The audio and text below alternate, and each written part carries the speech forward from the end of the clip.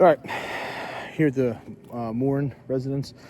Just doing a quick recap of the roof before I do this repair video. There's damage in areas where this adjuster just straight missed. I mean, I know that might not be very obvious because of the sun, but I mean, there's definitely wind damage here. There's even one down there. So, got some over here as well. As I was walking through, I just started chalking, just minor stuff. Anything I saw that was standing out. I get it, the sun, the glare, my eyes, the camera, whatever.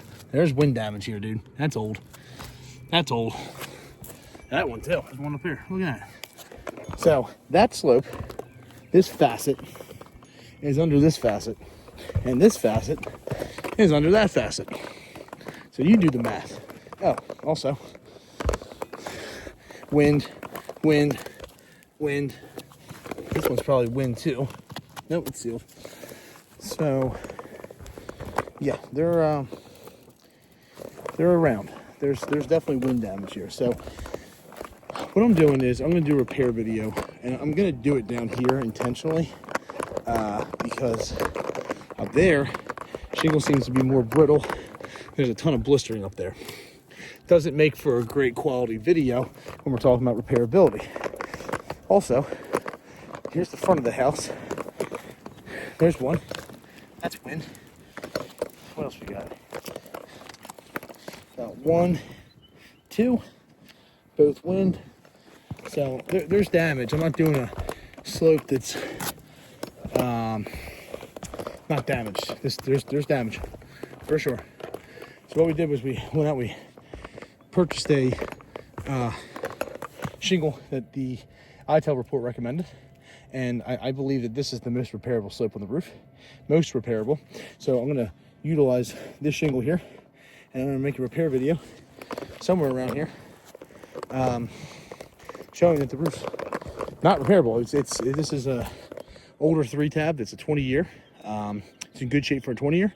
Still very brittle. So, okay. Put you down here. I'm just going to pick a random spot. I'm going to get at it. So,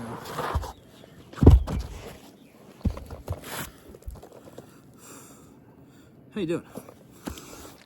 Let's get that off of me. Let's get that off something here. So, this area looks good. Pretty clean. Not seeing anything here that's out of the ordinary. Okay, so work around this bird poop right here. Got the old 5-in-1, and if it comes to it, I'll pull the roof stink out. But yeah, let's start unsealing.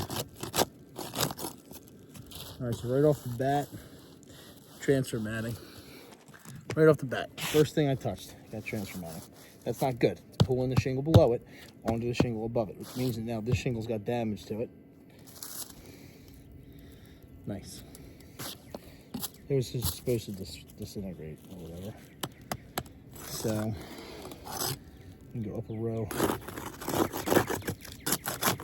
So, half the shingle sealed, other half is not. Same thing, transfer matting, and we got these. So this is probably why it's not sealed. These never disintegrated, because this product sucks. Okay, you saw that right there. Again.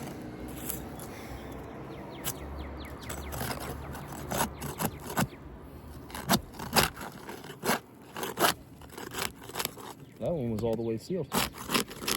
It's a miracle. So I'll probably take, I guess I'll take this shingle out right here. So I'm gonna mark that one so that y'all can see what I'm doing here. That's the one that's coming out because I'm on the end.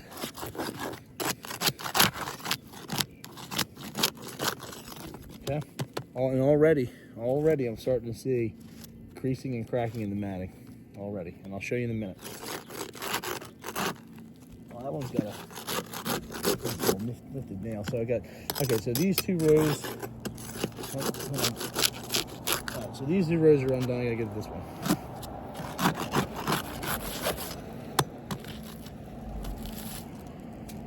Beautiful. There's some more of it for you. That's good stuff.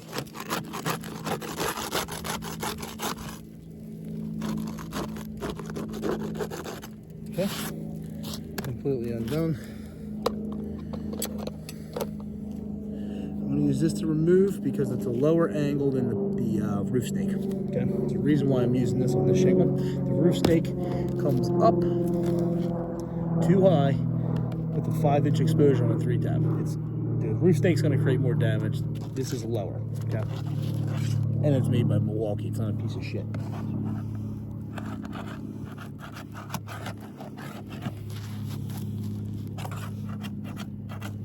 Okay, so already, right here, first nail on that. Come here, just take a look. Oh, man. Way high up there. This is what I'm talking about. The roof snake, the curve of roof snake would be like right in the middle of this thing, which would then be making it even worse for the repair video. So trust me on this, people. A lot of years of experience here talking to you. Again, I'm only lifting this shingle up high enough to be able to get this nail out. Nothing more, nothing less. Just right in, just high enough, and you'll see. I'm not going to move this hand. Just high enough to get the shingle out, or the nail out. That's it. Maybe a tiny little bit higher, but nothing that should be damaging anything with my doing.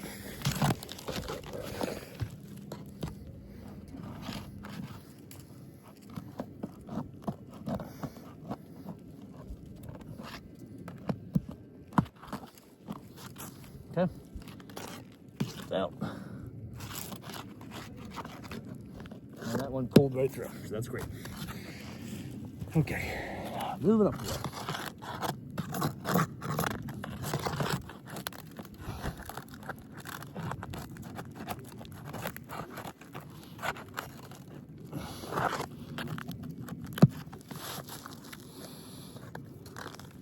Nails it.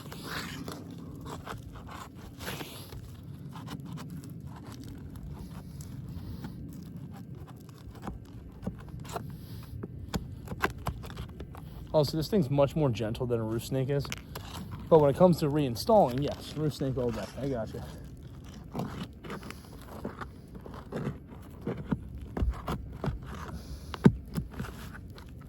Okay. Nails out there. Got one more. Should have one more. Shit. Actually, I can get to it.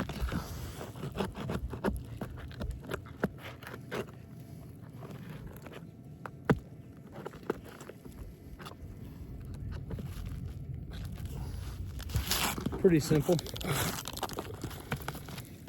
Well, obviously I missed something here. Stand by.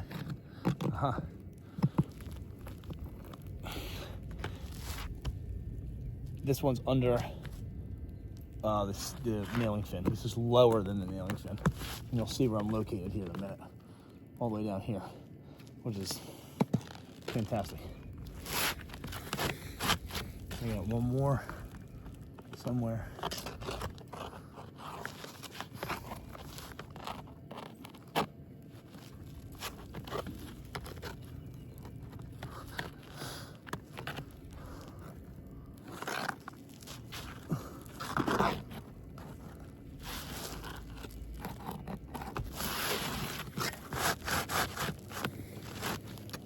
Oh, look at that.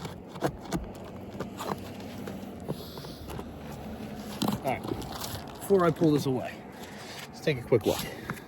So this doesn't look that bad, but it starts to get up here, you're gonna start to see that that matting is already damaged.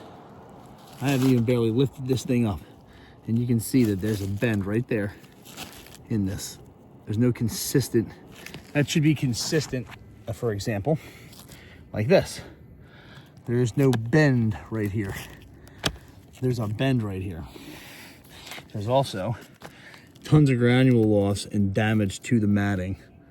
If you look closely in here, you're gonna see that matting has damage to it. Now this is the shingle that we're pulling out. So that's out. Now when you go to reinstall this, I mean, look at this. You got tears right there as well.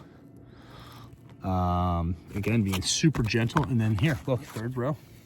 up here. There's a break in the matting here.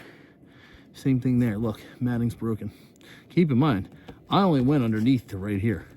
So this thing, it might appear as if it's pliable, but it's not.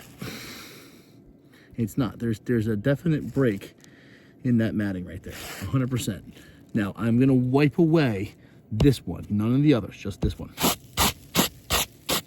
Okay. This is what it's gonna look like after it rains. Look at that crease. I mean, that matting is 100% damaged all the way through the shingle. And then if I did the same thing here, this one would be the same way to an extent, it looks like, which you can already see. Tons of granules missing there. And then there's a clear rip right there, but I can't get to that all the way because I didn't unseal that one, and I'm not going to. So that's a problem. This right here is a problem as well, for sure, and that's not good. What else we got? That's not that bad. These are okay. These aren't terrible. But 1, 2, 3, 4 of these. I mean, that's also not good. Look, you can see, and honestly, over time, it's gonna break. It's gonna rip right off. So I'm not gonna be able to leave this shingle in here, but what I am gonna do for the video is I'm just gonna get it in and see how it lines up. So right off the bat, this is not the same product. The sealing strips are somewhat close, but not exactly the same product. Stepping back a bit here, even after doing that one very gentle repair, you can clearly see that there is damage to the matting of the shingles surrounding this one. It's a very obvious thing. Yeah, I was as gentle as possible. I did everything. I checked every box. I'm not going to nail that in because I already know I'm going to have to take that back out. There's no way I can leave this like this and expect to still have a contracting license this time next year. So what we're going to do is we're going to get this into you guys for review. I'm going to take some, actually, while I have you, here's what I'm going to do. I'm going to take this really nice piece of Crayola chalk I have right here, and I'm going to label some stuff for you. So what we're going to do is we're going to do